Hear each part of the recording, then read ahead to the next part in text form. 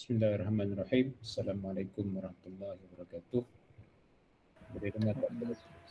Waalaikumsalam Ustaz. Dengar Ustaz. Okey. Alhamdulillah kita jumpa kali kedua sepatutnya, tapi ini kali pertama lah kita jumpa. InsyaAllah kita akan bincang hari ini topik-topik yang utama lah. Dan sebelum kita sambung, kita start kelas kita dengan bacaan ummul kitab Al-Fatihah. Bismillah. Iya.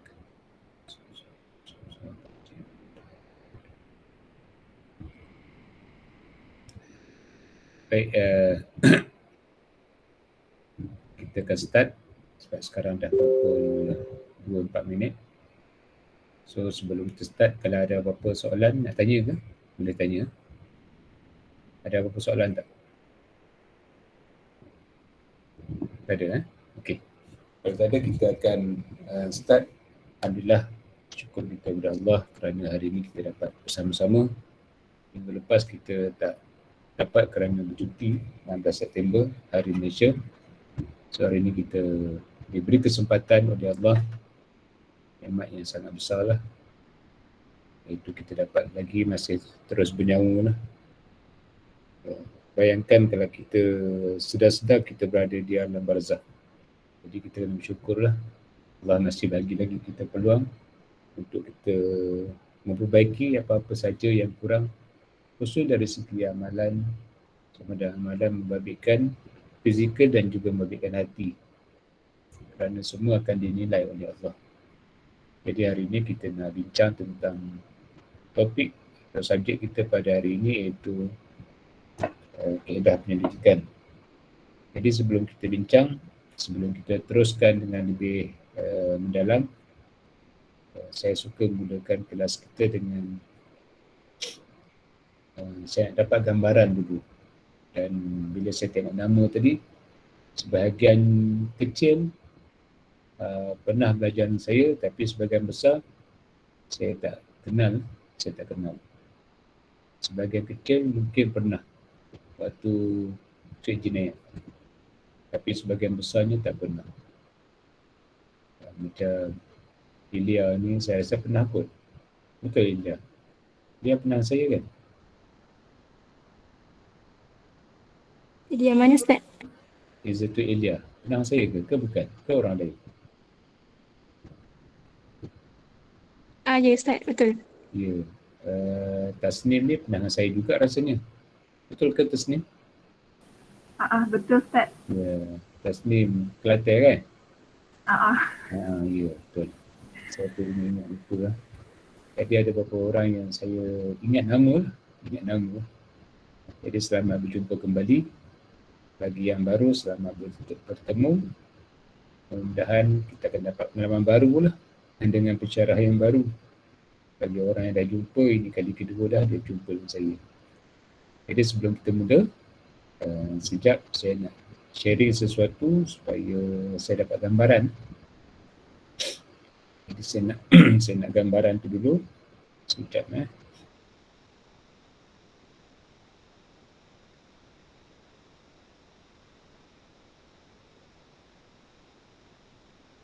ya betul, Ilya dengan Tasnim.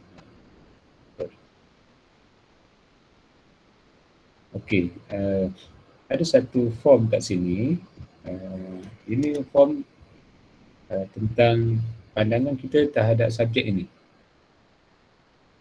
Orang kata subjek ni susah. Betul ke? Tak tahulah, tapi saya tak kisahlah. Saya nak dapat gambaran je. Orang kata pencerahan ni susah. Wallahualam. Saya nak dapat gambaran semua tu. Jadi boleh tulis kat sini dalam 2 minit macam tu kot. Kan? Boleh tulislah. Untuk apa harapan untuk subjek ni. Perasaan kita untuk subjek ni, sebab saya perlukan maklumat tu untuk saya nak tengok sejauh mana kita bersedia dengan semua benda tu. Okey, silakan. Mungkin 2 minit atau 3 minit lah. Nanti kalau ada kawan-kawan baru masuk, tolong copy link tu letak bawah balik . Bila dia masuk nanti dia tak nampak. Okey, silakan.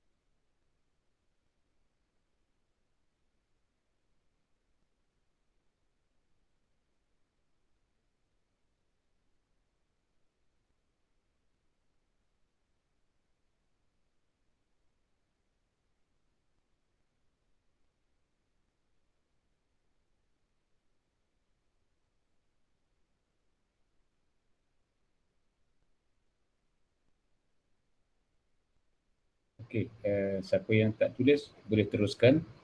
So kita nak start baru 22 orang lebih. Jadi yang lain teruskan tulis. Maklumat tu saya perlukan untuk saya nak buat analisis. Tengok setakat mana kecenderungan masing-masing apa semua tu. Okey.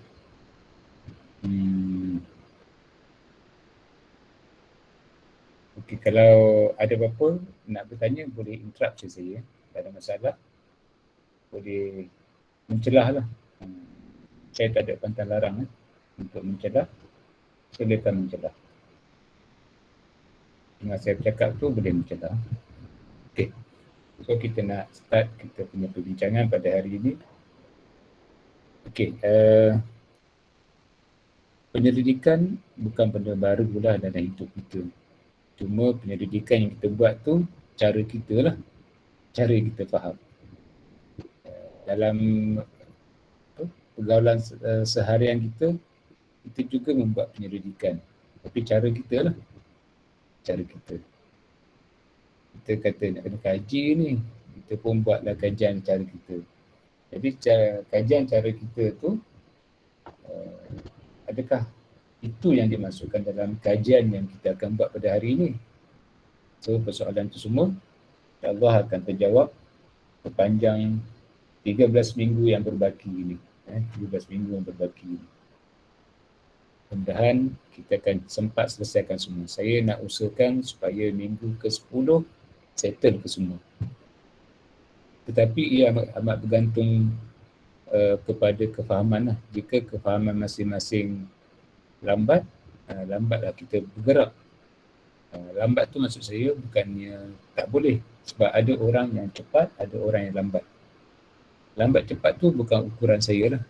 Tapi kita ada tak usaha untuk memperbaiki kita punya pemahaman. Ada orang yang cepat, ada orang yang lambat. Itu biasa. Tetapi yang saya nak sangat, cuba memahami dengan cara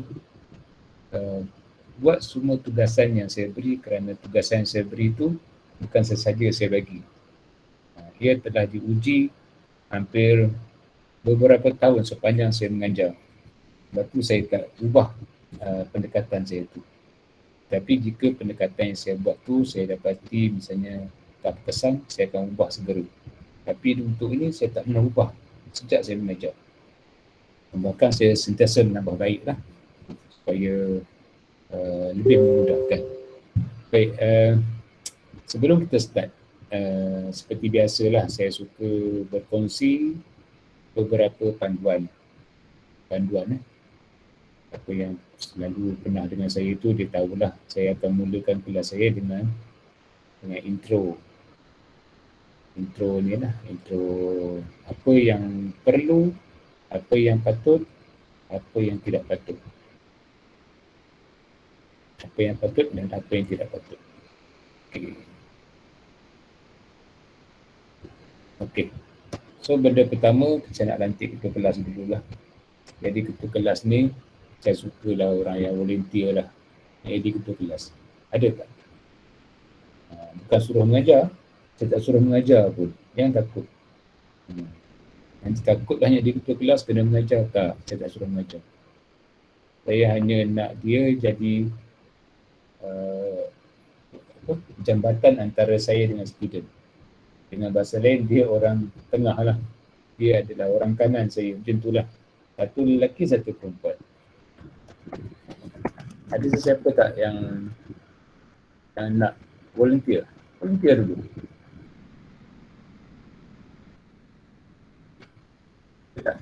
Silakan. Siapa?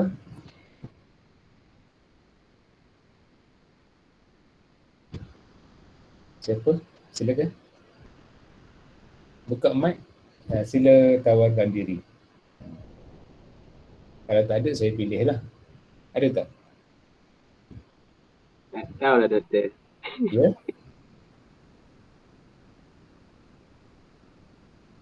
Tak ada orang yang berjiwa besar.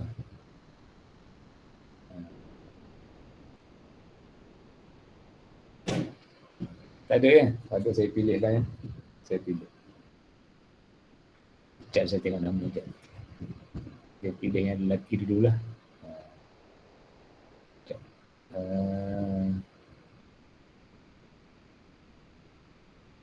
Apa ya?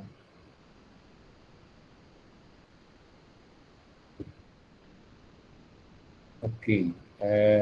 Zulhelmi ada tak? Ya, saya ada. Okey, Zulhelmi saya lantik kepada ketua lah. Ketua. Okey, insyaAllah. Okey, alhamdulillah. Dan yang perempuan, sekejap saya tengok nama.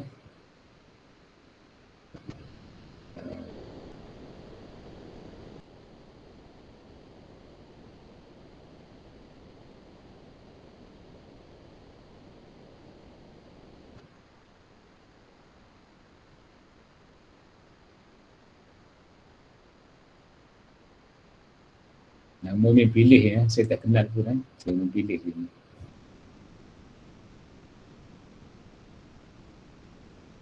Siapa ni?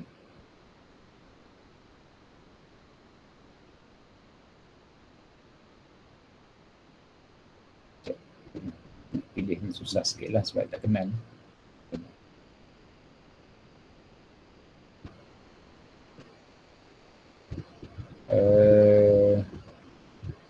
Siapa yang lelaki tadi? Zulhelmi. Zulhelmi tolong pilih untuk saya. Pilih je sesiapa yang Zulhelmi rasa. Tolong pilih je. Perempuan kan? Ya, perempuan.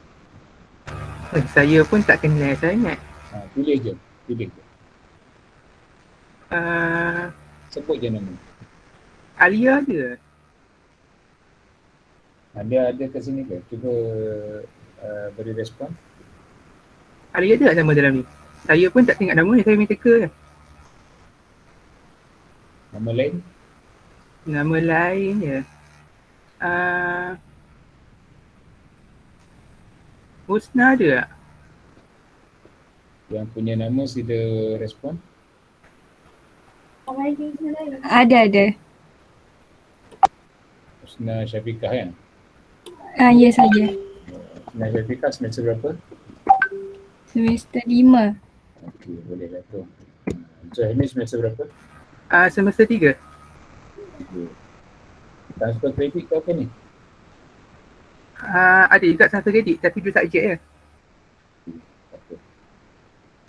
Okay, jadi ketua ni bukan suruh mengajar, jangan takut. Ketua ni hanya ambil berat lah apa-apa saja maklumat dari saya. Kadang-kadang saya terlupa tu nak ingatkan macam tu. Dia lebih kepada administratif lah, pengurusan kelas. Akademik tu saya lah, tapi benda pengurusan kelas minta ketua membantu lah. Ada kala mungkin saya minta, ada kala saya tak minta. Jadi saya backup lah dengan ketua. Jadi nanti apa-apa saja daripada saya tu kena alert sikit lah ketua ni. Husna dan Zul lah. Okay, baik. InsyaAllah. Okay, kita seperti biasa saya sangat pentingkan masa, ketepatan masa. Hari ini kelas kita dah bermula, masih ada yang masuk. Jadi harap-harap kelas yang selepas ini kita semua masuk sebelum tepat pukul 2. Jadi urus masa untuk masuk sebab saya dah buka kelas awal. Yang paling awal masuk tadi siapa tu? Nama saya lupa dah. Orang pertama dia masuk awal, lelaki. Jarang dah lelaki masuk awal ni. Tapi ada lelaki masuk awal, bagus. Jadi kalau boleh sebab pukul 2 tu nak start. Jadi saya tak nak ada yang tertinggal. Okey, kemudian yang kedua, kelas sebelum ni saya beri rakaman. Jadi semua kelas pada semester ni saya tak beri rakaman kecuali atas beberapa faktor tertentu. Itu boleh bicara saya lah. Kenapa saya buat begitu? Kerana saya tengok semester lalu ada kecenderungan di mana student, bukan semua, sebahagian, dia mengambil itu sebagai kesempatan untuk dia tidak hadir. Dan saya sangat concern kehadiran ni kerana apa? Orang yang hadir pun susah untuk faham, apatah lagi orang tak hadir. Macam semester lepas tu dia hadir tak hadir. Sampai ke minggu akhir orang lain dah buat semua, dia tak buat apa-apa lagi. Sampai minggu saya nak KM markah, tugasan pun dia tak buat lagi. Tugasan pun dia tak buat lagi. Sebab dia tinggal banyak benda. Jadi saya tak naklah benda macam tu. Kerana dia bagi dia, kalau tak akan kelas pun rakaman ada. Jadi saya tak naklah. Tetapi saya akan pertimbangkan dalam kes-kes tertentu. Kerana saya ni manusia, saya ada budi bicara. Kan saya robot. Robot dia ikut peraturan je. Manusia ni dah ada budi bicara. Jadi saya ada budi bicara saya. Gantung pada situasi. Kemudian kita ada tugasan mingguan. Tugasan mingguan kita, markah tak banyak. 2 markah saja. Topik yang kita bincang pada hari ini, topik itulah tugasan kita. Topik kita bincang minggu depan, itulah tugasan kita. Kita ada 14 minggu atau 13 minggu, maksudnya 13 tugasan. Setiap minggu ada tugas. Memang betul, kalau saya tugas tak pernah berhenti. Tapi semua ini perlu dan penting untuk kita kerana dia menyokong kita punya penulisan kajian. Jika kita tak lalui ini, saya yakin tak akan boleh. Kerana apa yang kita faham mesti kita tulis. Mesti kita tulis. Betul tak betul nombor 2. Kesempurnaan tu akan datang kemudian. Tetapi kalau tak tulis langsung, memang tak akan dapat kesempurnaan. Memang tak akan dapat. Sebab itu saya mewajibkan semua orang kerana dia ada markah. Katalah itu saya tersilap tulis itu. Sepatutnya 13 minggu. 2 markah kali 13 minggu. So 26 markah akan hilang jika dia tak buat. Jika dia tak buat. Katakanlah minggu ni ada tugasan, dia tak hantar. So dia akan hilang 2 markah.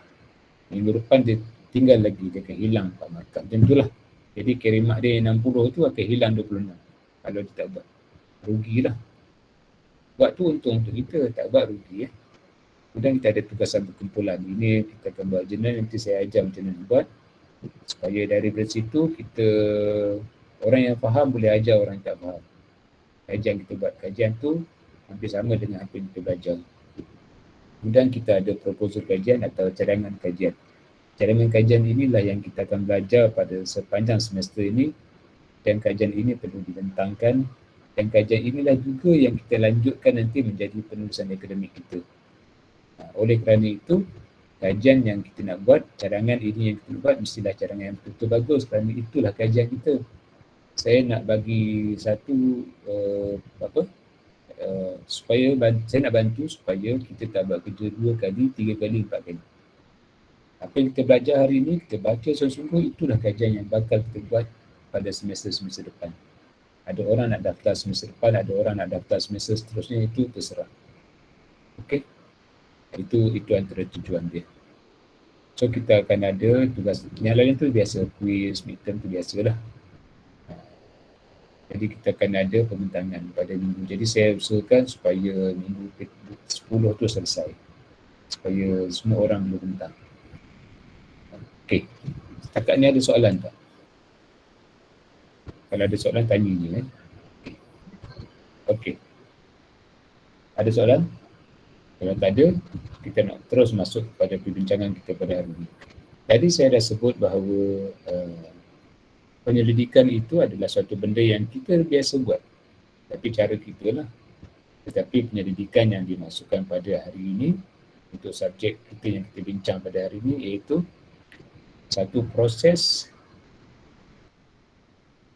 satu aktiviti yang dilakukan secara teratur bagi mencari jawapan kepada soalan-soalan khusus yang dikemukakan tentang sesuatu masalah yang hakikatnya sudah dikenal pasti. Jadi ada 4 keyword penting kat situ, iaitu sistematik, 2 jawapan, 3 masalah, persoalan yang khusus kepada masalah yang kita dah pasti. So itu dia punya keyword dia. Keyword ni kena ingat lah. bukan kena, saya tak suruh hafal lah, tapi kita kena faham bahawa keyword ini adalah sesuatu yang akan membantu kita memahami. Sekejap saya cuba nak contoh sekejap.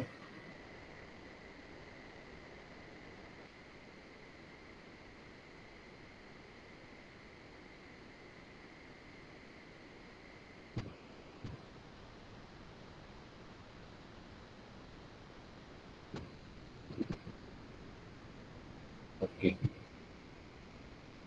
Jadi kita ada sesuatu yang kita lakukan secara sistematik.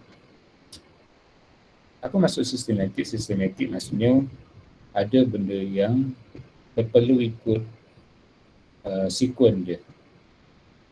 Tak boleh sesuka hati, kan? Maksudnya ada dia punya prosedur dia. Nak menulis pun ada prosedur dia. Ini tak boleh tulis macam ni, nak tulis dia kena begini. Ada. Dia bukan macam mana kita buat assignment yang dulu-dulu lah. Bagi pensyarah yang straight, mungkin kita faham lah. Tapi bagi pensyarah yang tak kisah, kita akan guna kaedah kita lah buat.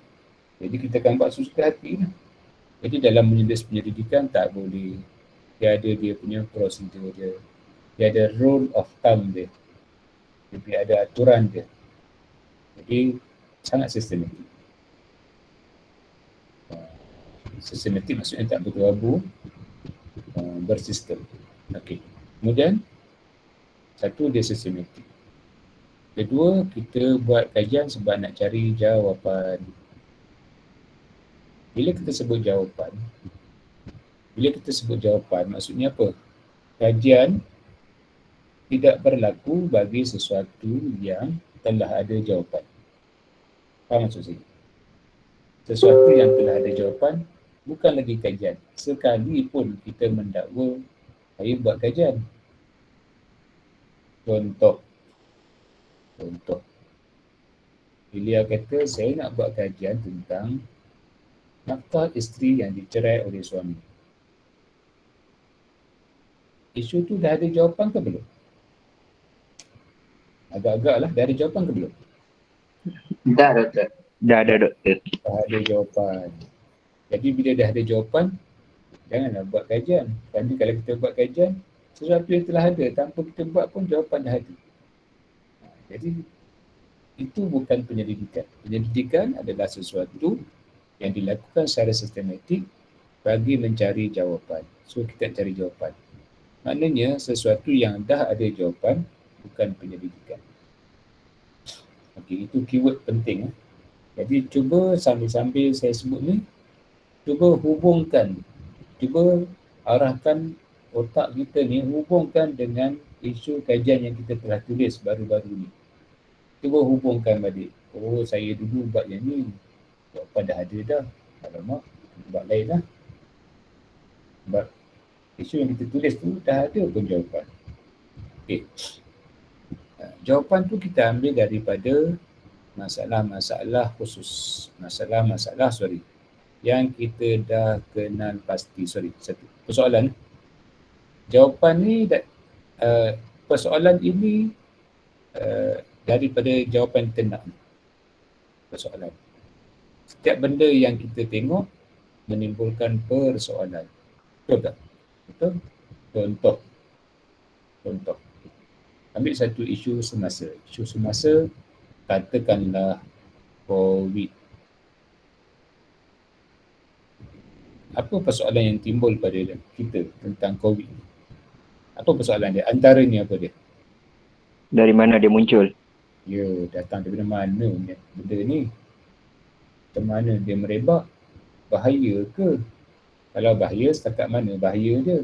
Ada ubat ke? Betul ke? Ke konspirasi? Kan? Ke konspirasi? Ramai ya orang-orang agama kata konspirasi. Tak nak. Sanggup.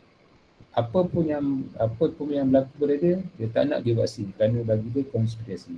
Timbul persoalan kita, dia konspirasi. Banyaklah persoalan dia. Persoalan ni semua perlukan jawapan? Ya. Jika persoalan ni tidak perlukan jawapan ataupun persoalan ni boleh kita cari jawapan dia, maka no point lah kalau kita buat kajian.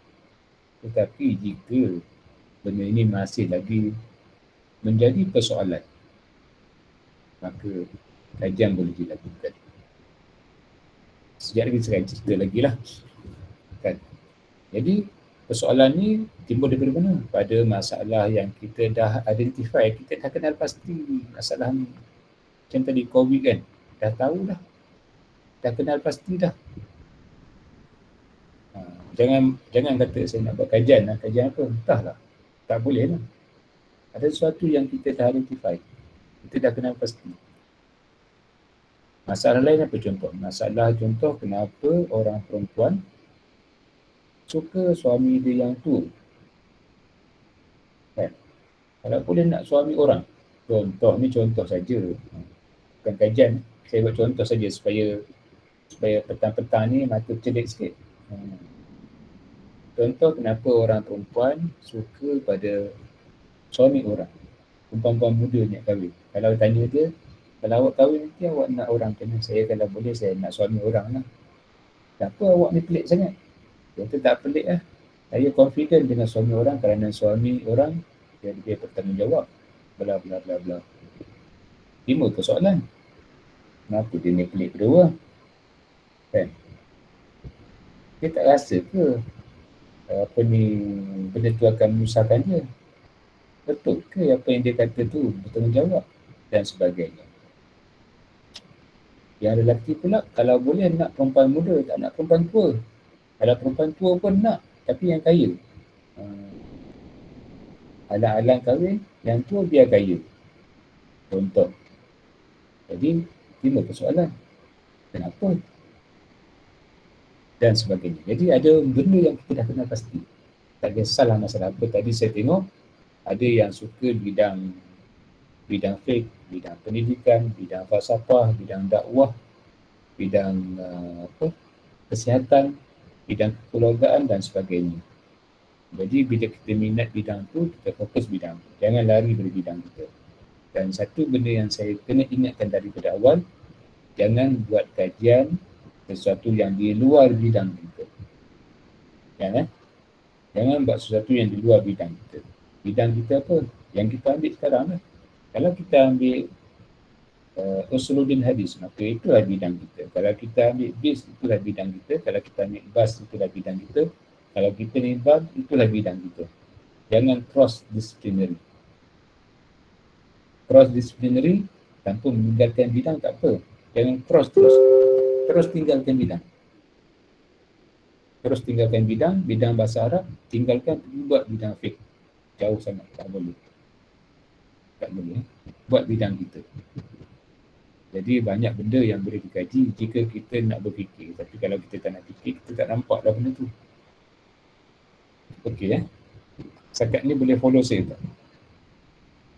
Kalau nak tanya terus. Okey. Jadi bila kita bincang tentang penyelidikan, inilah dia punya rupa dia. Sesuatu benda, kalau kita buat secara pemahaman secara random, suatu persoalan yang memerlukan jawapan kepada satu masalah yang kita dah kenal pasti. Ataupun senangnya, kita nak jawapan. Kita nak jawapan kepada persoalan tu. Ini yang kita nak. Jawapan. Apa sahaja kita nak jawapan. Kalau tak ada jawapan, barulah bermula kajian. Contoh, kita ambil isu semasa. Isu semasa antara lain dalam dunia perubatan. Betul ke COVID ni, betul ke vaksin ni kesan? Orang kata tak berkesan. Orang kata ada chip 5G dah, apa benda dah. Macam betul ke? Nak jawapan. Itu dalam bidang perubatan. Dalam bidang pendidikan, berkesan ke pengajian secara online ni? Terutama bagi kanak-kanak. Bagi dewasa pun satu benda yang memboringkan. Tapi tidak ada pilihan. Apatah lagi kanak-kanak, berkesan ke? Sejauh mana ke berkesanan dia? Nak jawapan. Dalam bidang perundangan. Contoh.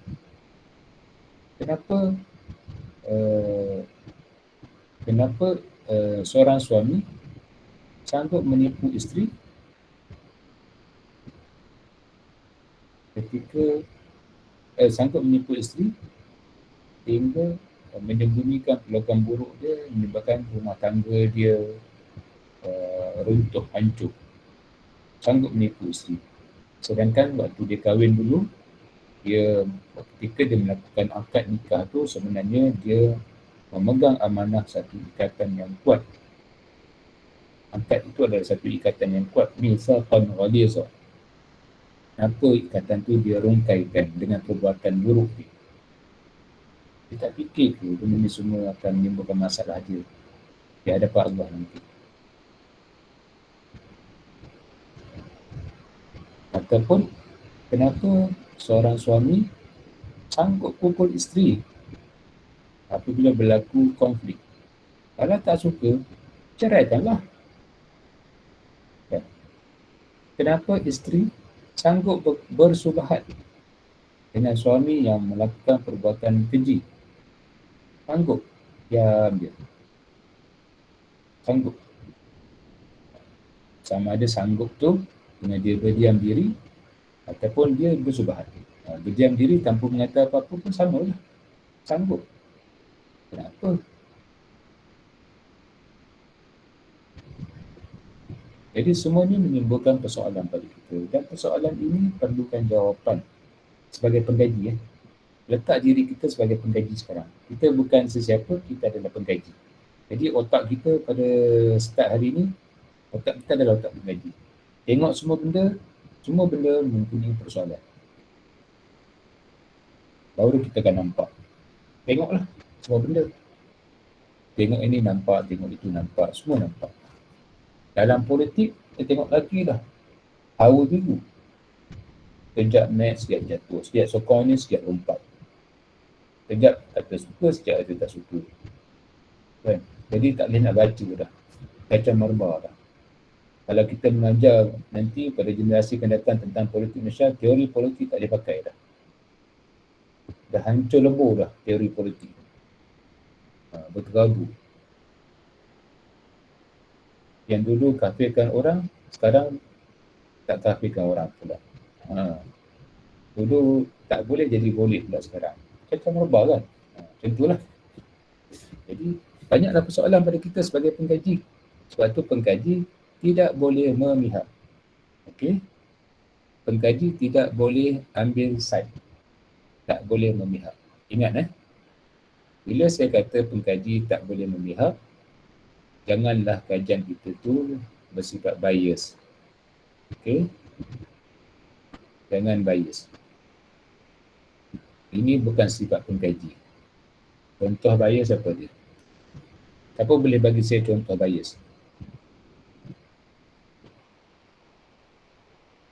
Siapa boleh bagi contoh bias? Ada tak?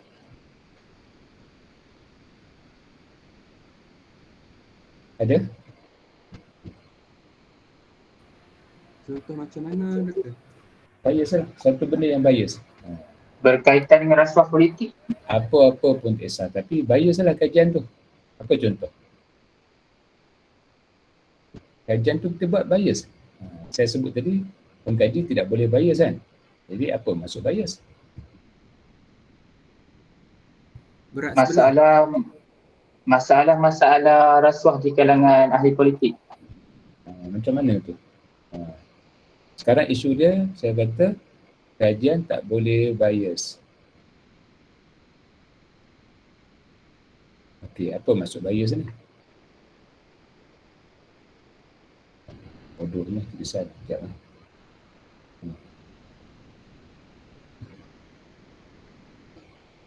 Okey. Apa maksud bias ni?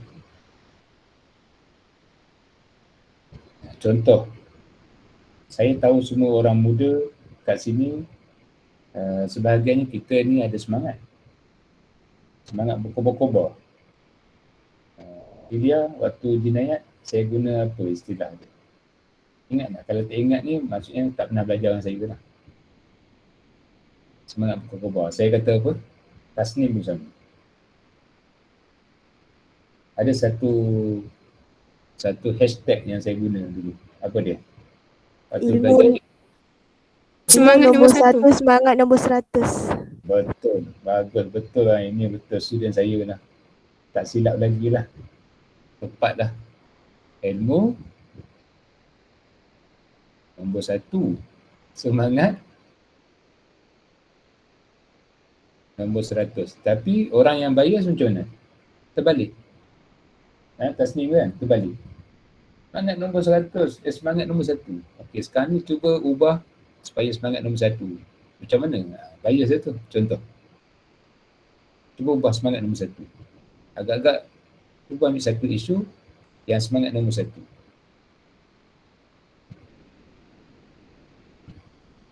Macam mana tu? Nampak tak? Ke tak nampak? Ke tak Tak faham? nampak, tak faham doktor. Tak faham soalan. Okey, saya bagi contoh. Bukan keluarlah, saya bagi contoh. Contoh je, Saifuddin ni saya tahu dia benci sangat dengan Wahabi. Contoh, Saifuddin benci Wahabi. Jadi bertanya, Saifuddin, awak nak buat kajian apa? Saya nak buat kajian tentang kesesatan Wahabi. Okey. Kesesatan Wahabi. Okey. Bila kita tengok pada isu saja, kita dah tahu dah. Memang bias lah. Kenapa saya kata bias? Kenapa saya kata bias? Sebab semangat dia satu. Sebab dari awal-awal lagi dia kata Wahabi. Kesesatan. Sesat. Daripada awal-awal lagi tak buat kajian dah kata sesat. Macam mana penyelidik boleh memihak? Penyelidik tidak boleh memihak. Sebab tu saya kata jangan memihak, barulah kita jadi neutral. So penyelidik macam itulah. Bila kita memihak, bila kita buat macam ni, kita dah tahu tak jawapan dia? Dah tahu ke tak tahu lagi? Dah tahu dah. Dah tahu dah. Dah tahu dah. Semua benda buruk saja akan keluar. Jadi jangan buat macam ni. Okey? Penyelidik tak boleh. Okey, bukan penyelidik saja. Kita pun dalam kehidupan jangan judge orang. Contoh kita kata, dia tu tengok muka pun tahu dah. Tengok yang baik. Entah-entah daripada awal kita dah judge orang. So memang bias ni. Oleh kerana, contoh, Ilya pernah dikecewakan beberapa kali. Contoh saja, contoh. Oleh kerana dikecewakan beberapa kali, dia memang menyampah lah dengan lelaki ni. Tengok lelaki tu menyampah. Bias lah. Bias lah. Sebab yang buat tadi tu seorang dua je. Yang lain tu benda tu buat. Tapi bila dia dah anggap semua orang, bias lah. Jadi dalam kajian tak boleh macam tu. Jadi bila kita nanti membuat kajian, pastikan kita jangan bias. Bias ni banyak lah. Ini satu contoh saya tunjuk. Contoh-contoh lain lagi banyak lagi nanti. Ini satu contoh. Jadi kalau kita nak buat kajian macam ni, boleh ke? Boleh, tapi janganlah kita highlightkan kesesatan. Mungkin kita boleh murnikan dia dengan hakikat Wahabi. Contoh. Dia jadi lebih harmoni. Kan? Kat sini nanti boleh jadi pro, boleh jadi kontra. Dan contoh kita buat tasnim, buat kajian tentang poligami. Kan? Keburukan poligami. Oh memang tahu dah. Tajuk pun dah tahu dah keburukan. Macam mana nak nampak kebaikan? Akhirnya keputusan poligami sangat buruk. Sebab apa? Tajuk dah tahu dah. Bias. Jadi kalau nak buat, tak boleh buat macam tu. Jadi kita ni kena letak diri kita di tengah. Biar data yang menyatakan, bukan kita yang kata. Biar data yang kata. Okay? Sebab tu bila kita nak cakap, bercakap dengan data. Bercakap dari data. Apa data kata, itu yang kita kata. Bukan apa yang orang kata. Apa yang kita dengar. Apa yang kita dengar tak boleh. Hearsay kita panggil kan. Hearsay ni dalam mahkamah pun kita tak boleh pakai. Hearsay jarak. Hearsay. Biasanya apa dia? Ia dengar, si cakap. Dia kata, saya bersaksi bahawa dia telah berzina. Awak tengok ke? Kawan saya yang cakap. Tak kan? Yes, tak boleh. Tak boleh. Jadi dalam penyelidikan, yang itulah. Okey. Jadi berbalik pada penyelidikan tadi, mana-mana yang telah ada jawapan, tidak boleh dibuat kajian. Sekalipun kita rasa macam bagus ni, tak boleh. Kerana apa point kita buat benda yang ada jawapan, sedangkan penyelidikan itu nak cari jawapan. Dan lagi penyelidikan ni sifat dia, apa dia? Kita nak create new knowledge. Okay. Tujuan kajian adalah untuk create new lag sikit jadi tak keluar saya tulis. Tak keluar sekejap.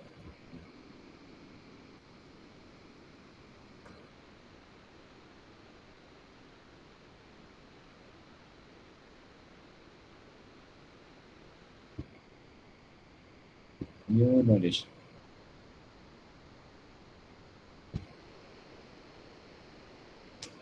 Dia lambat sikit tak apalah, pelan-pelan lah. Okay. Create new knowledge ataupun kita, bahasa Melayu dia adalah kita nak cipta ilmu baru, pengetahuan baru. Jadi kalau benda tu dah ada, adakah itu benda baru? Tak. Jadi cuba hubungkan balik isu yang kita tulis hari tu, yang kita buat tu, new knowledge ke knowledge yang lama ke old knowledge? Cuba tengok balik kan, adakah itu new knowledge ataupun old knowledge. Jadi kalau kita buat benda yang lama, benda tu saya panggil kajian recycle. Sekalipun kita dakwa, itu kajian, tetap recycle. Okey. Kemudian kita teruskan lagi. Bila kita bincang tentang kajian, penyelidikan, ada satu istilah juga yang hampir sama, iaitu penyiasatan. Siasatan. Siasat dengan selidik. Penyelidikan dan penyiasatan. Sama tapi tidak serupa. Tidak serupa dari segi mana? Tidak serupa dari kesimpulan akhir. Dari hasil ataupun dapatan dia. Yang lain semua sama. Masalah ada. Nak cari jawapan ada. Isu tu dah kenal pasti. Jawapan boleh guna tak jawapan tu pada isu yang sama juga di tempat lain? Tak boleh. Kita ambil dulu siasatan. Cuba bawa saya kes bunuh. Cuba berikan saya contoh beberapa kes bunuh. Tentu ya. Okey, lagi? Zulfarhan. Silawati. Okey, Farhan. Kes Farhan. Farhan ni kat mana isu dia? Dekat UMP. Universiti Pertahanan. UPM. Universiti Pertahanan. UPM. UPM. Okey. Ni kes bunuh. Kenny Ong. Kenny Ong ni kes apa? Bunuh. Siapa bunuh dia?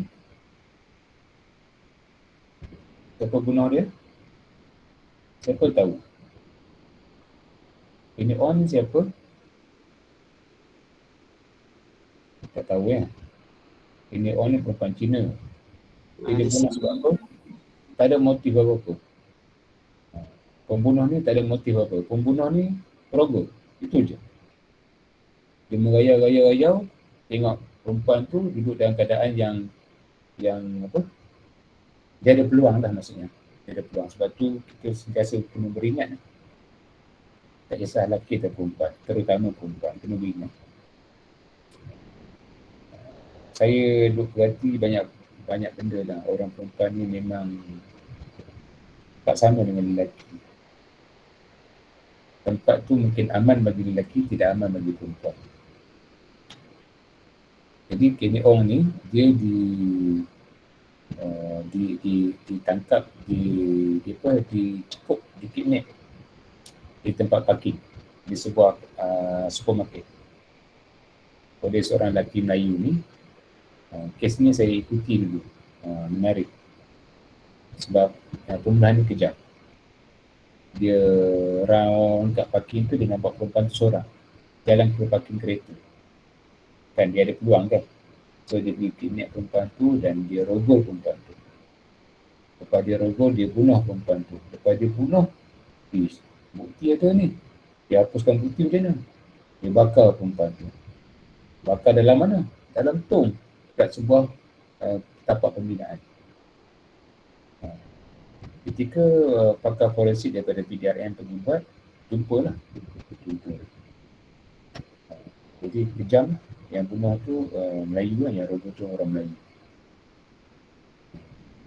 Ketika itu isteri dia sedang mengandung ke sedang berkantang tu, tak pasti. Masa itulah dia buat kerja jahat ni. Jadi kes bunuh Kinoo.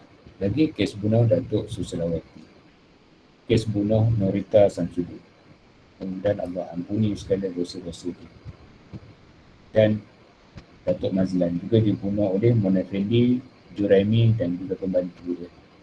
Semua kes bunuh ni mempunyai motif yang berbeza-beza. Jika kita dapat satu kes, katakanlah kes Kenny Ong kita dapat, adakah hasil siasatan daripada kes Kenny Ong boleh kita apply kepada kes Farhan? Boleh kita apply kepada kes Datuk Susilawati?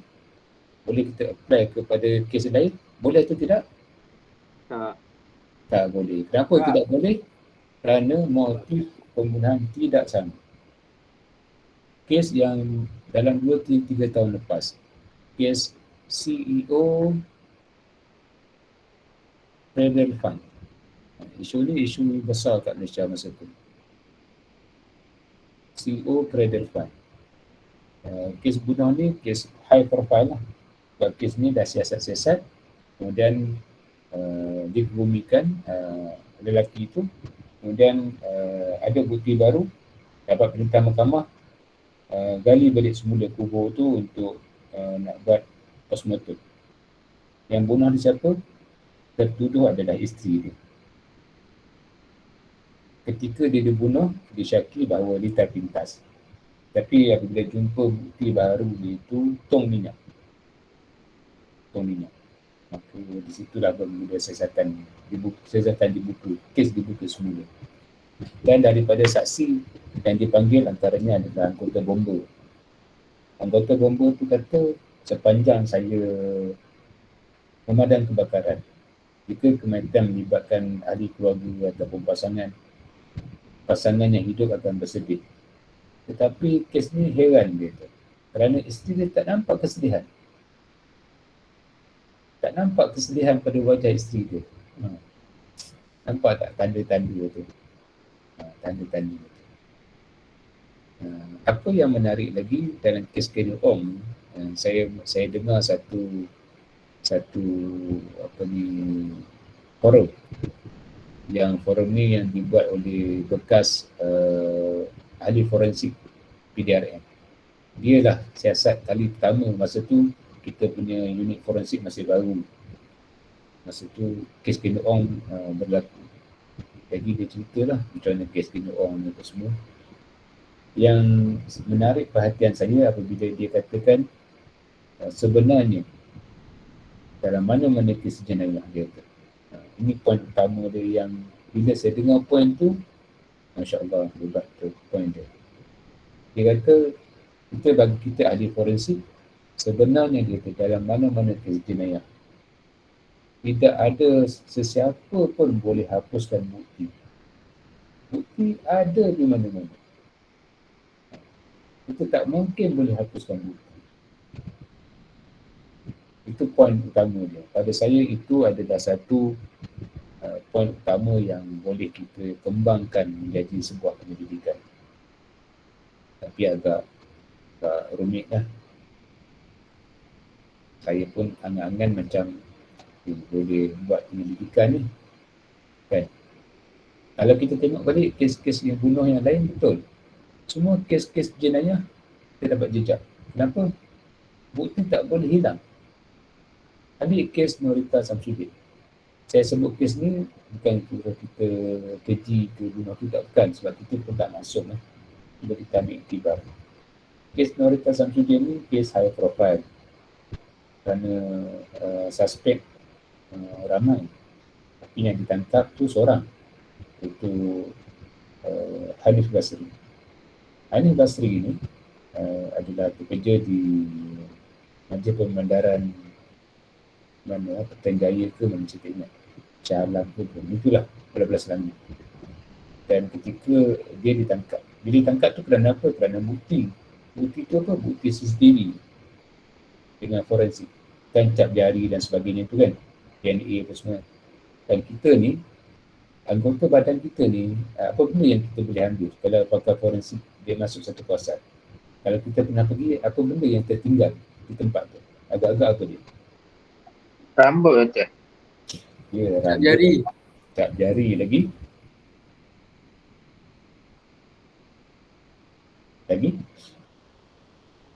Rambut, cap jari. Kasut. Barang yang digunakan. Apa lagi? Air liur. Kamar video. Peluk. Mungkin air kencing. Kan? Sebelum dia buat jenayah tu, dia kencing. Contohlah. Lagi? Darah. Tapak. Kamar video. Tapak kasut. Udis. Tapak kasut kan?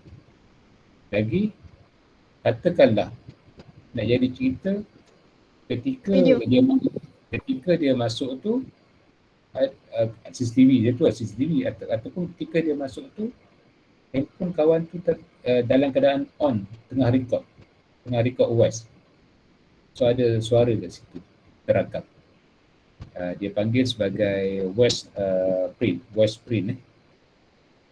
Kita ada thumb print kan, kita ada voice print, sama juga fungsi dia. Voice print ni pakar boleh detect sebab voice print ni unik. Tak ada orang yang boleh meniru suara orang sebiji, tak boleh.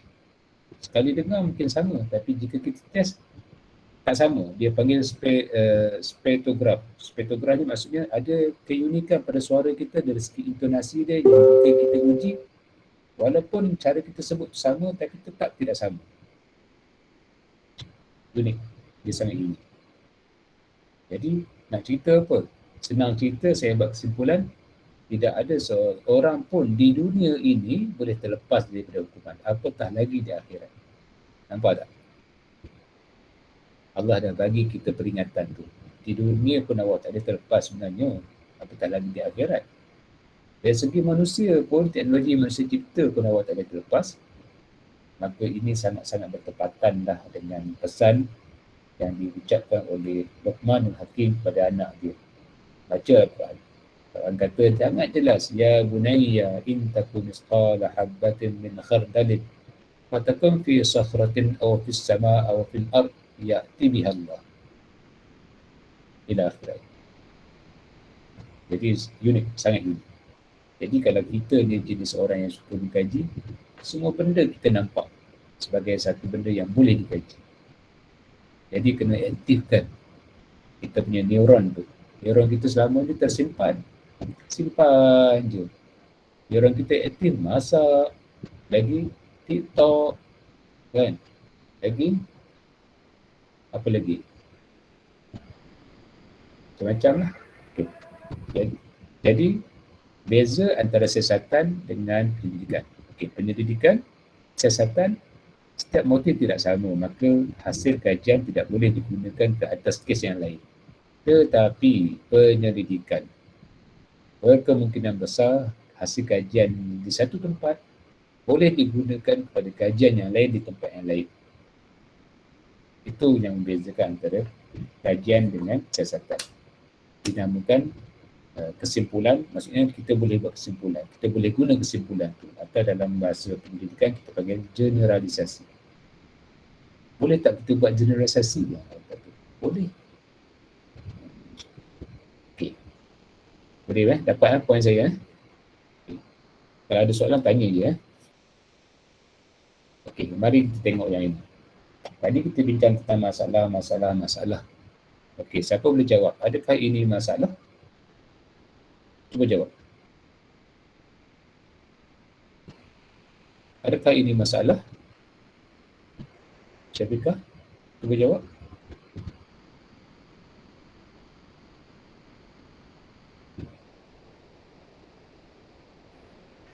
Adakah ini masalah? Masalah ke bukan ini? Masalah. Siapa ada jawapan? Semua ini masalah ke bukan? Bukan. Bukan. Kenapa ada yang kata masalah, kenapa ada bukan? Okay. Kenapa dia masalah? Sejak itu saya tanya kenapa yang dia bukan masalah. Sebab dah ada jawapan. Lagi? Ada jawapan lain? Sebab dia mengikut situasi yang berbeza. Lagi? Cuba tengok betul-betul. Tengok betul-betul. Kita akan nampak tu. Okey. Ini memang masalah tetapi bukan masalah dalam penyelidikan. Ini masalah apa? Masalah peribadi. Masalah diri sendiri. Okey? Bila masalah sendiri, boleh ke jadi sebagai masalah dalam kajian? Tak boleh. Saya lapar, pergilah makan. Laparlah. Takkan kita kata, saya lapar nak buat kajian ni, kenapa saya lapar ni? Pelik lah, tak buat macam tu. Saya lapar lah nak buat kajian ni. Saya tak tahulah nak guna SPSS nak buat kajian ni. Tak, itu masalah awak lah pergi belajar, pergilah belajar. Saya nak beli kereta baru tapi tak ada duit, tak cukup duit. Jangan beli. Ini kan masalah peribadi. Jadi maksudnya apa? Jangan jadikan masalah peribadi sebagai masalah dalam kajian. Apa masalah peribadi yang lain daripada sini? Contoh lain, kita tak tahu sesuatu hukum tentang sesuatu perkara.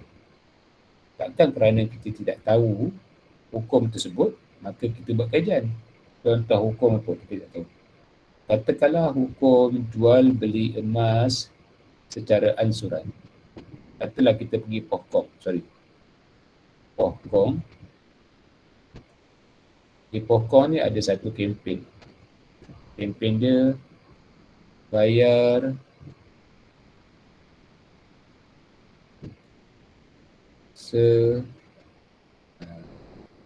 dia delay jadi saya akan tulis dulu. Okey, orang perempuan kan nak pakai emas, duit tak ada. Pergi lalu-lalu dekat depan pokok, nampak iklan dia. Iklan dia tulis ansuran, bayar sesuka hati dan pilihlah emas mana yang anda nak. Okey, ni iklan dia. Ni nak beli emas. Okey. Bagi orang yang ambil kira soal hukum, ada persoalan lah. Tapi jika kita tak kisah hukum, kita kata baguslah. Okey. Katalah kita ni orang yang ambil kisah tentang hukum. Apa hukum dia? Kita kata, entahlah, saya pun tak tahu. Jadi saya nak buat kajian lah. Cukup tak macam tu? Boleh ke tak? Tak boleh. Kenapa tak boleh?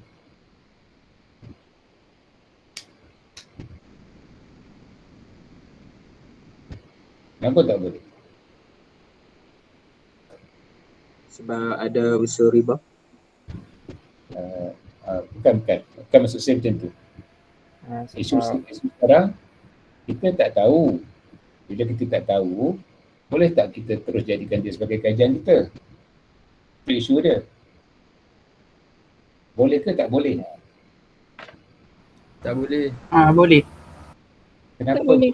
Kenapa boleh? Sebab kita tak tahu. Okey. Kerana kita tidak tahu. Ada jawapan lain? Macam mana untuk tahu? Belajar. Belajar atau bertanya. Belajar atau bertanya. Dapatlah jawapan dia kan? Sebab tu bila kita tidak tahu, jangan terus buat. Jadi bila kita tahu, bertanya, cari maklumat. Syekhuna Google ada jawapan. Kan? Tanya kat ustaz mana ada jawapan. Bila telah ada jawapan, boleh tak buat kajian? Ingat balik tadi definisi. Apa saya sebut tadi? Tak boleh. Kalau dah ada jawapan, tak ada kajian lagi. Okey. Ini kita panggil masalah apa ni? Ini masalah apa? Masalah peribadi. Peribadi. Masalah peribadi. Ini kerana kita tidak tahu, kita buat kajian. Pergilah cari. Carilah tahu. Cari maklumat. Kalau maklumat yang kita cari tak dapat, cari-cari tak dapat, tanya orang pun orang tak jawab, maka bermulalah kajian. Kenapa bermula kajian? Kerana persoalan tu kekal menjadi persoalan dan tidak ada jawapan. Tentulah kita buat kajian. Jadi tengok balik isu yang kita buat tu. Adakah macam tu kedudukan dia? Atau isu yang kita tulis tu adalah isu tulis je lah. Okay, setakat ni boleh faham Okey, apa step-step yang kita perlu buat untuk membuat penyelidikan?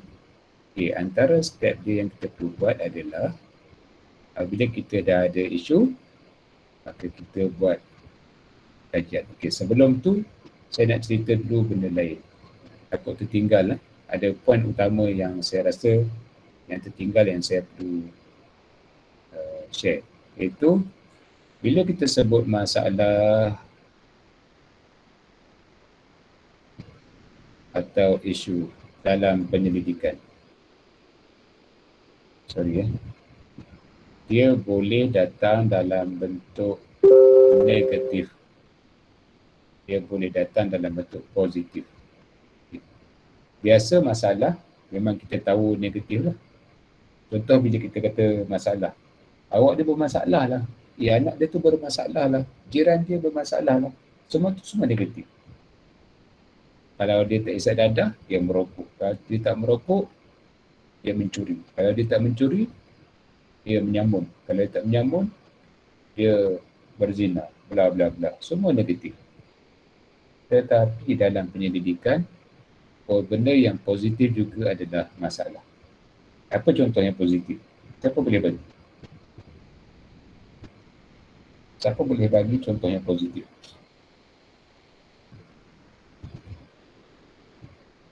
Ada tak?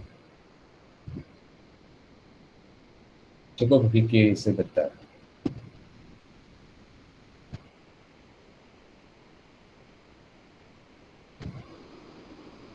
Ada tak?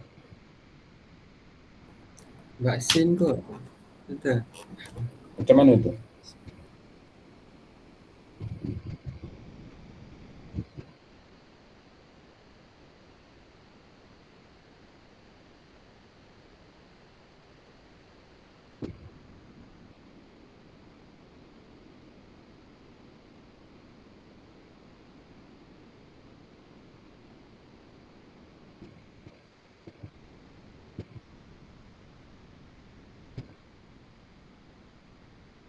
Siapa dapat benda positif? Dapat? Tak ada. Tak ada yang boleh faham bila saya kata masalah positif. Sebab tu tadi kan saya sebut di awal kelas kan. Pemahaman kita di dalam keadaan biasa, masalah hanya negatif. Kita tak pernah kata masalah tu positif. Tetapi dalam penyelidikan, masalah tu boleh jadi positif. Apa contoh? Masalah atau isu pula. Apa contoh dia? Semua kenal kan Syed Mokhtar? Contoh, saya beri contoh. Syed Mokhtar kenal tak? Orang terkaya Melayu Malaysia. Antara orang terkaya di Malaysia. Antara. Tapi dia bukan kaya sangatlah berbanding dengan Robert Koch, dengan Ananda Krishnan. Dia di bawah lah. Tapi dia antara orang terkaya lah. Okey. Ada apa pada dia ni sehingga saya petik nama dia? Ada apa pada dia?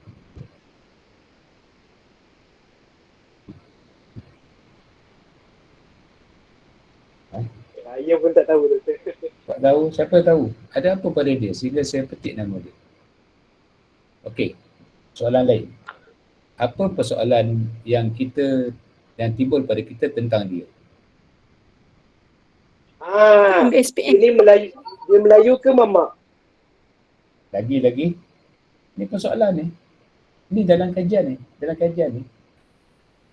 Apakah pekerjaan dia? Lagi. Bagaimana Ambil SPM tapi berjaya? Macam mana dia boleh berjaya? Lagi.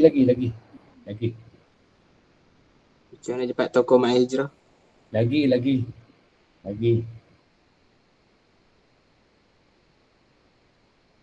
Pegahlah otak tu.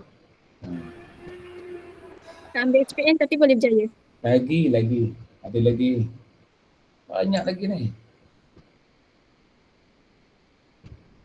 Kalau kita sebut dia, satu benda, ini persoalan ni yang timbul. Persoalan lain banyak lah, tapi persoalan ni tak mungkin orang tak tanya.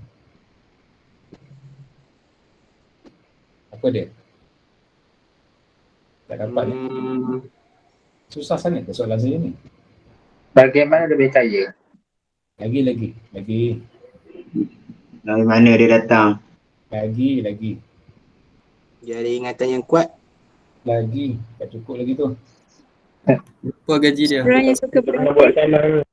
Lagi. Suka bersedekah. Macam mana dia uruskan harta dia? Dia kaya, kenapa dia tak menunjuk? Macam ni lah, surrender je lah. Kata tak tahu, senang. Okey, doktor Saya tahu. nak gini ni. Tak tahu kata. Tak tahulah, okey kan. Jadi jawapan tu betul. Tapi saya nak cari jawapan yang boleh kita buat kajian.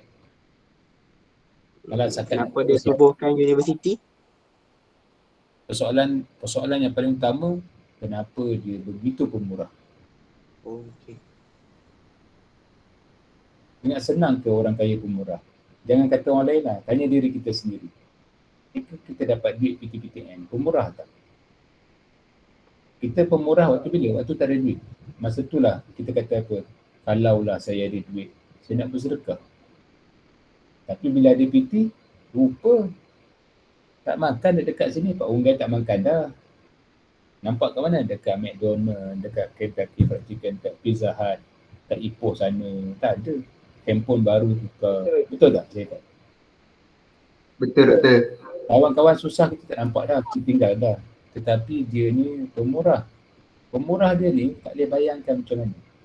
Saya buat contoh mudah. Contoh mudah je. Ayah dia ajar dia, kalau baca sejarah dia, ayah dia penjual daging.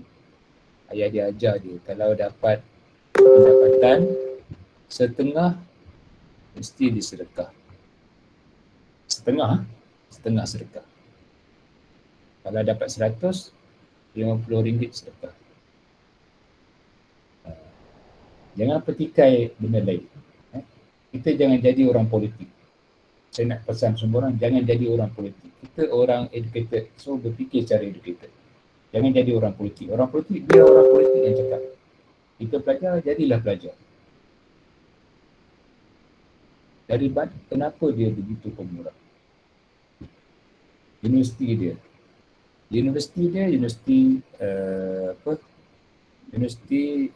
Antarabangsa Al-Bukhari. Universiti Antarabangsa Al-Bukhari. Universiti Antarabangsa Al-Bukhari ni, kalaulah pendapatan ayah kita 10,000, boleh masuk tak universiti dia? Boleh tak? Kita masuk universiti dia, kita kata saya nak masuk universiti dah. Dia cek pendapatan ayah kita 10,000. Boleh masuk tak? Tak boleh. Jadi pendapatan berapa yang boleh? Pendapatan yang macam ni dialu-alukan. Kerana universiti dia adalah universiti untuk bantu orang miskin. Bila saya sebut bantu orang miskin, betullah dia ada sini sumbangan dia. Lepas tu dia bukan nak duit. Sedekah kan? Sedekah. Banyaklah. Saya nak cerita banyak sangat. Kalau kita rajin membaca, banyaklah. Antara kebaikan. Jadi timbul persoalan. Okey, persoalan ini duduk dekat negatif ke duduk dekat positif? Positif. Ya, Positif. Kenapa orang kaya pemurah? Timbul persoalan. Benda itu positif, bukan negatif. Jadi kajian macam tu boleh buat? Boleh. Boleh Jadi Apa conclusion dia? Kajian tidak semestinya apa-apa yang bersifat positif negatif. Okey. Okey. Ada soalan tak? Ada soalan tak? Tak ada. Tak ada. Okay. Kalau tak ada soalan, kita tengok seterusnya. Seterusnya, apakah yang dimaksud? Ini ulang baliklah. Apakah yang dimaksudkan dengan masalah dalam kajian? Bagaimana cara untuk dapatkan masalah kajian? Bilakah masalah kajian dianggap sebagai masalah? Apakah yang dimaksudkan dengan masalah kajian? Sesuatu masalah yang kita nak jawapan. Itu masalah yang belum ada jawapan. Tapi janganlah kata macam tadi. Ada benda yang tak ada jawapan, tapi masalah tu peribadi. Bukanlah. Bagaimana cara kita nak dapatkan masalah? Kita kena buat sorotan. Sejak kita bincang benda ni. Okay? Bilakah masalah kajian dianggap sebagai masalah kajian? Apabila persoalan yang kita nak cari tak ada jawapan. Tak ada jawapan. Bila tak ada jawapan, baru start kajian.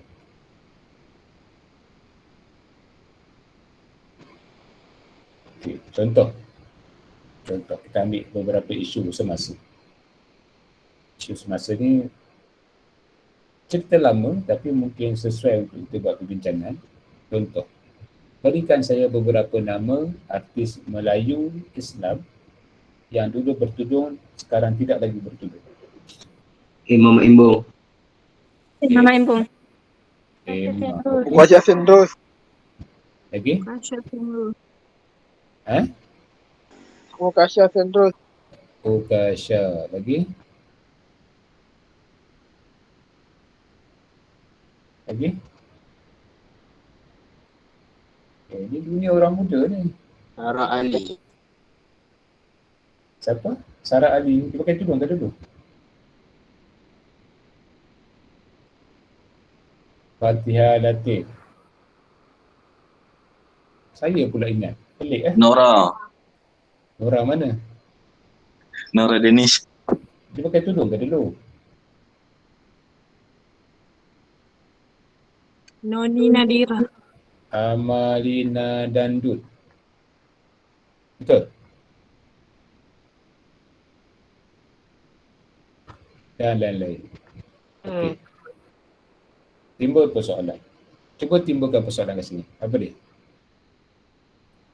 Kenapa mereka tak pakai tudung? Kenapa mereka ini duduk pakai tudung, buka tudung? Ada jawapan tak?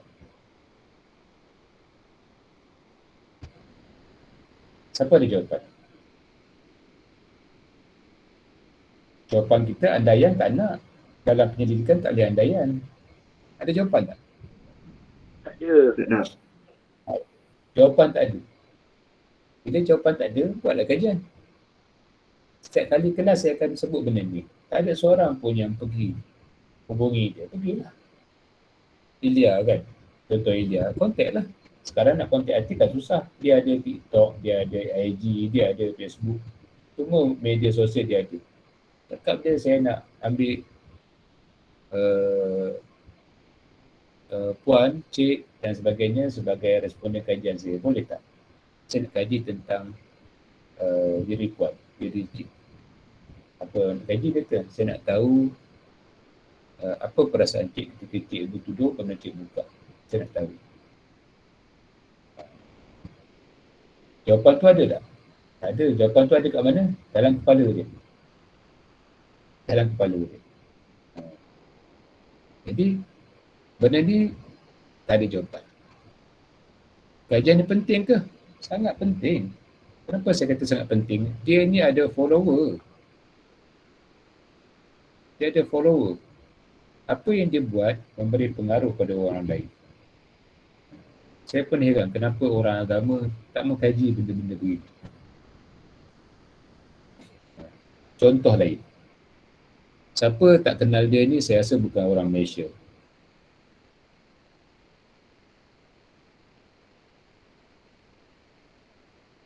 Kenal tak dia ni? Kenal. Kenal. Semua Kenal. okey, dia ni okey tak? KO. paling okey. Tak.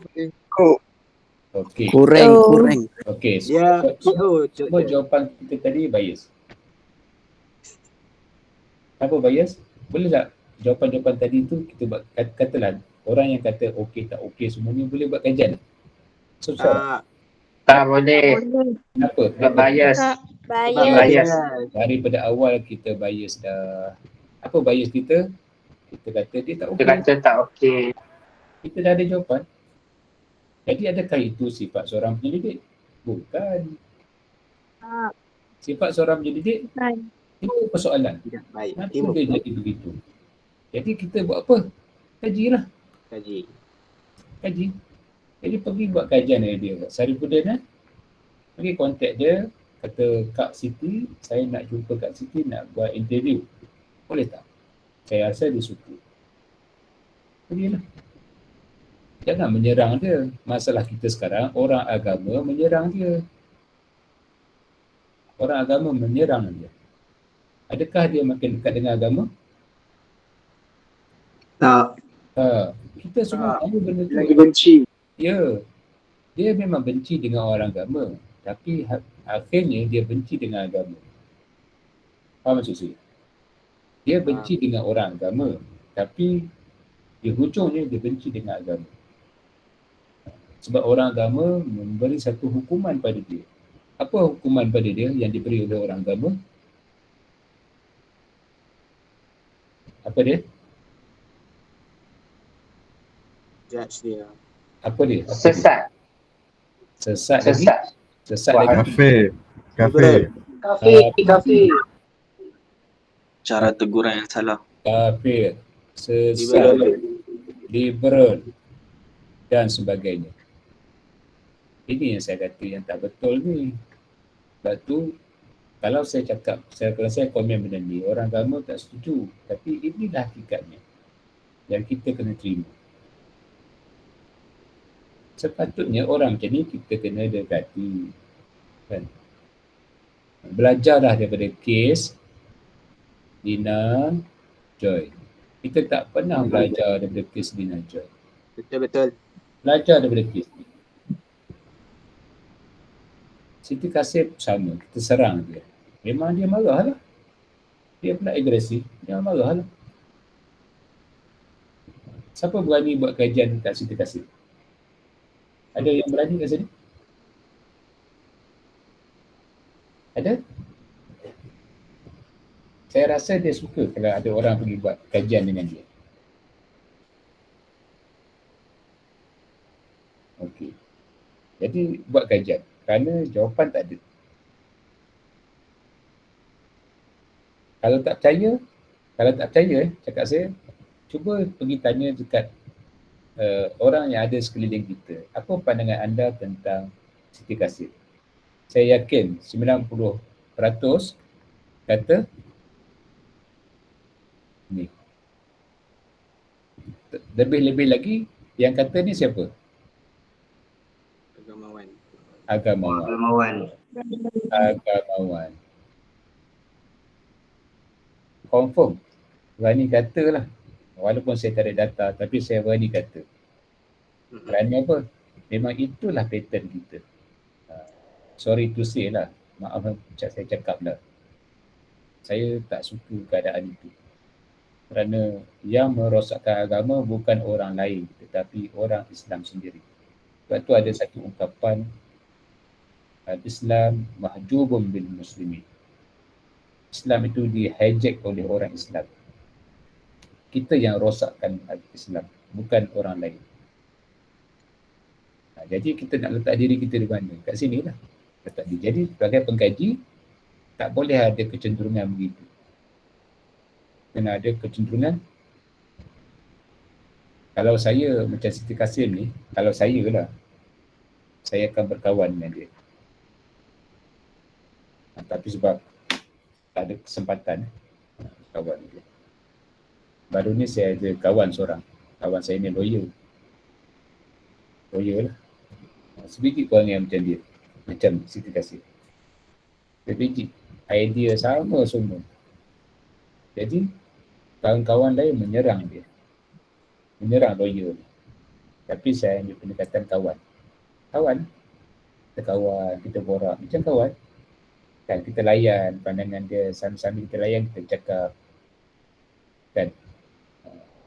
Jadi dia rasa selesa dengan saya. Tapi dengan kawan saya dia tak selesa. Padahal saya juga belajar agama, kawan saya juga belajar agama. So pendekatan saya adalah saya punya tujuan tu. Takkan saya nak beritahu dia. Itu pendekatan saya.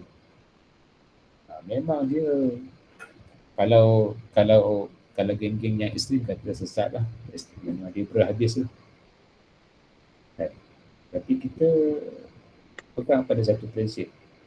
Dakwah itu menerang bukan menyerang. Dakwah menerang bukan menyerang. Cari satu hujah dalam agama yang Nabi pernah menyerang. Ada tak? Tak ada. Sebab tu saya kata yang kita buat sekarang kita ikut siapa.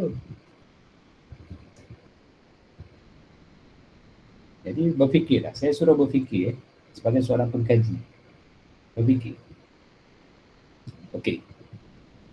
Kemudian kalau kita dah faham masalah tu apa dia, so masing-masing cuba pastikan kajian kita tu ada wow factor. Wow factor. Jangan buat kajian yang biasalah, rugilah. Kajian yang ada wow factor. Macam mana wow factor ni? Orang tanya kita, Ilya, kajian awak apa dia? Kita bercerita. Dia kata apa? Wow. Kan? Tapi kalau dia dengar, dia kata, okey lah. Maksud kita ada wow factor. Jadi fikirlah. Saya bagi seluruh kebijaksanaan pada semua orang berfikir. Sebab inilah satu-satunya karya kita yang akan kita kenang sampai bila-bila. Belum tentu kita akan belajar lagi. Kan? Jadi kajian kita ni dijadikan satu kajian yang kita rasa berguna. Sesak-sesak untuk kita bercakap nanti, kita ada modal. Kenapa? Kerana kita dah buat kajian.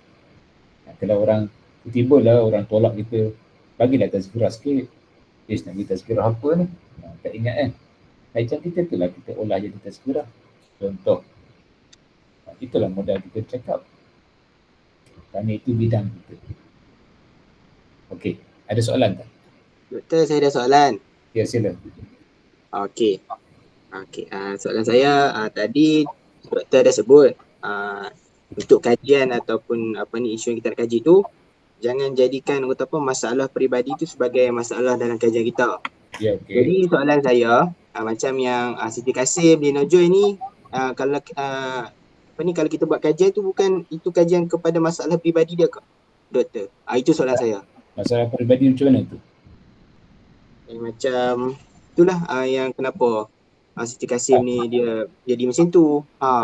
Okey, persoalan tu agak-agak timbul pada kita seorang ke pada ramai orang? Agak-agak lah. Pada ramai orang. Ya, bukan masalah kita. Itu masalah umat. Dia memang masalah kita sebab kita yang cakap. Tapi agak-agak masalah tu masalah siapa? Bukan masalah kita. Kerana dia ni sangat-sangat berpengaruh. Bayangkan cuba tengok YouTube tentang dia. Saya rasa dia ni macam penyelamat bumi bagi golongan LGBT. Kalau kita guna istilah agama, dia ni macam kalau kita orang soleh kita anggap wali kan. Dia tu macam wali lah bagi LGBT. Dia penyelamat. Kerana apa-apa kes ketidakadilan, terutama tentang kebebasan apa, dia dah orang ke depan. Dia lawyer. Dia lah yang bantu. Dia lah yang argue. Kat situ nampak apa? Orang agama ni tak menyantuni langsung golongan ni. Seolah-olah begitu. Saya rasa ini bukan budaya yang bagus lah. Jadi saya sedih lah dengan orang agama macam ni. Sedih sangat. Sepatutnya pada saya, pendekatan dakwah tu macam Ustaz Ibn Liwo tu. Sepatutnya. Ataupun orang macam Siti Kasim ni bukan macam kita kena dialog, kena debat. Siti Kasim ni kena debat dengan dia. Sebab dia tu agresif. Bukan menyerang dia. Kena faham Debat bukan menyerang.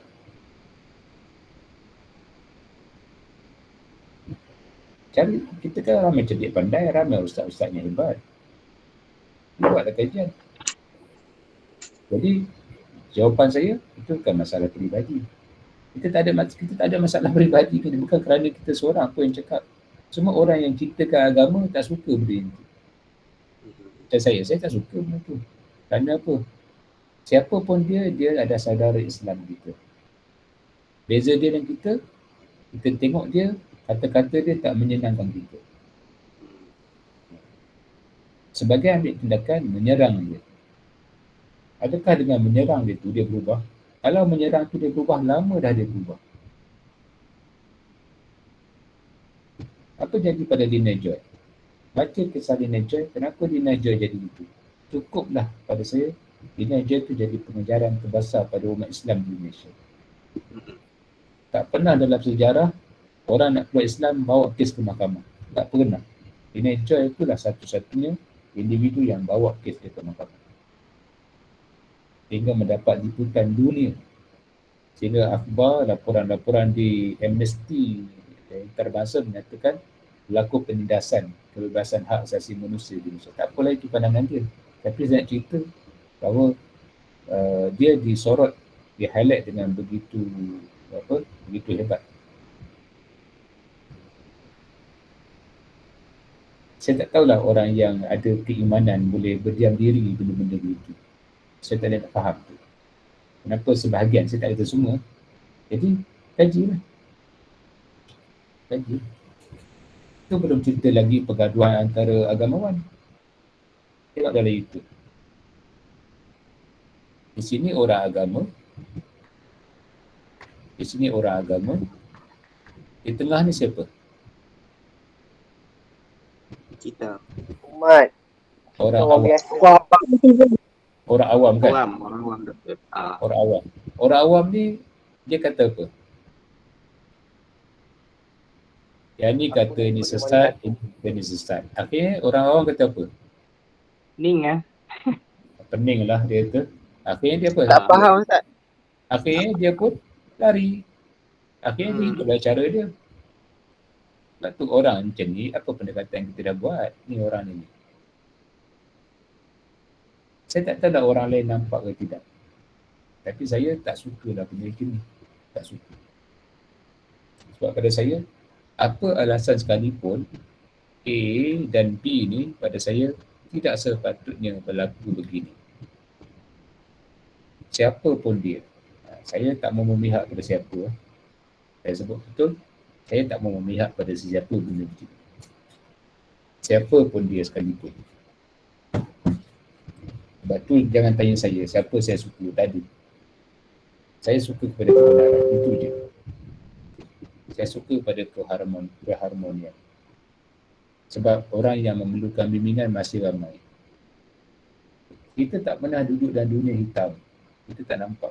Sebab tu saya harap sangat kita ni sebagai pengkaji, kaji benda tu. Benda yang belum dikaji juga. Masih banyak benda yang belum dikaji. Sini ada satu masyarakat kelompok yang belum dikaji. Masyarakat ni perlukan bimbingan. Masyarakat ni tak mau dengar ni pergaduhan ni. Buang masa. Okey. Okey, ada soalan? Tak ada doktor, jelas. Kalau tak ada soalan, kita break sekejap. Kita masuk balik pukul 4. Okey? Kita masuk pukul 4 dan kita start dengan kita masuk balik, kita start dengan LR. Okey? Kita masuk dengan LR pukul berapa? Pukul 4 4 petang. Okey, bolehlah pergi minum-minum ke dulu, rega-regangkan pinggang, boleh. Baik doktor. Baik doktor. Baik doktor. Let's go.